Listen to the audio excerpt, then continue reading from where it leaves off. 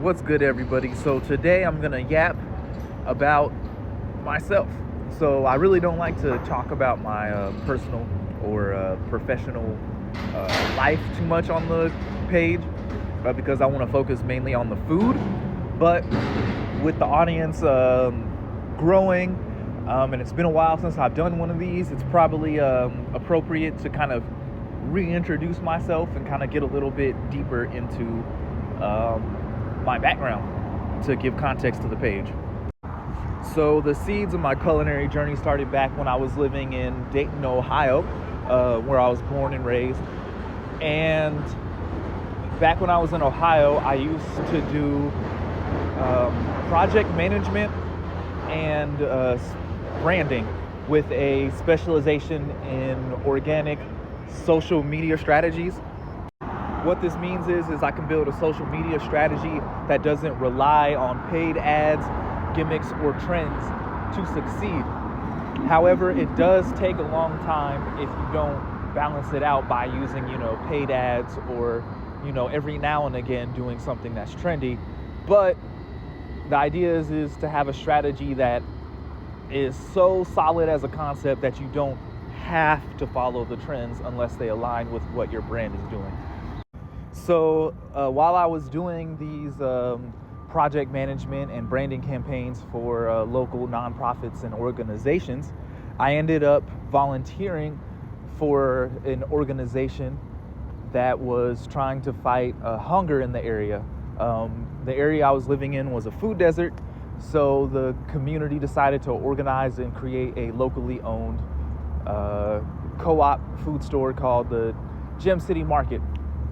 And from there, it really opened my eyes to food insecurity and how important food was to the community at large, and how hard it is to source proper, fresh food.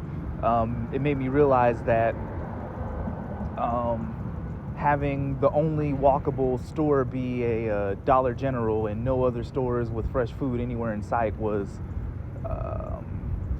a bad thing. Pretty much. I thought it was just like normal because that's all I had known at the time. But that kind of is what got my curiosity into food and feeding myself peaked. But after that, COVID happened, and eventually I ended up moving to Texas. Since then, I've mostly been working at like Walgreens pharmacy because after COVID, it was hard to network and kind of get back on my entrepreneurial grind, and it was kind of stressful, and I kind of needed to take a step back anyway. But while I was working at the Walgreens and I was on my lunch, what I noticed was there was only fast food restaurants everywhere around. And one day I was at like McDonald's and I only ate fries. Like I wasn't like eating the whole menu. I would like get some fries or just something that tied me over on lunch, so I at least had something on the stomach. But literally in the middle of eating the fries, like I felt like a pain in my chest, and it was kind of like a little bit of like heartburn or something. And literally from that day forward, it was like summer of 2021 is when I kind of dedicated myself to cooking at home. Like I'm like, nah, I was like 29 at the time, I think, when that happened. And I'm like, bro, I'm too young to be having, heart problems. Like I'm not about to get taken out the game because I couldn't, take the 30 minutes to cook and the other 30 to wash some dishes. You know what I'm saying? So I basically doubled down and started learning how to cook the basics. And I've always been kind of a nerdy science guy. I've always been into, psychology and physics and all that kind of stuff. And even the graphic design principles kind of overlap with the culinary arts.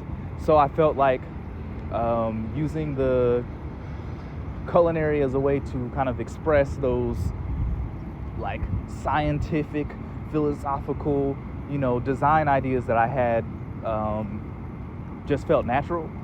And essentially I thought to myself, what if I created a page basically documenting myself learning how to essentially feed myself on a daily basis, give myself proper nutrition? And what would that look like? Because I know a lot of people struggle with, eating healthy and food, and shoot, I was myself, right?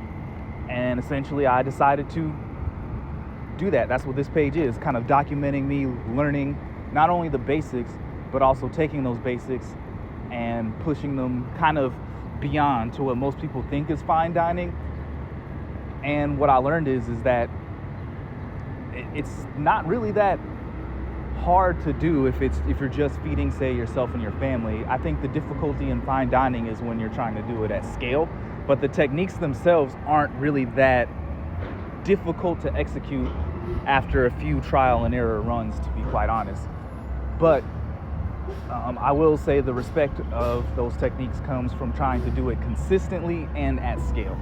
But anyway, that's enough of me kind of yapping about like my, I guess you could say my culinary origin story. I'm gonna go kind of walk around and chill. Today is more of a chill day for me. I want to get out the kitchen, kind of get some inspiration. But anyway, y'all have a good day. I'm out.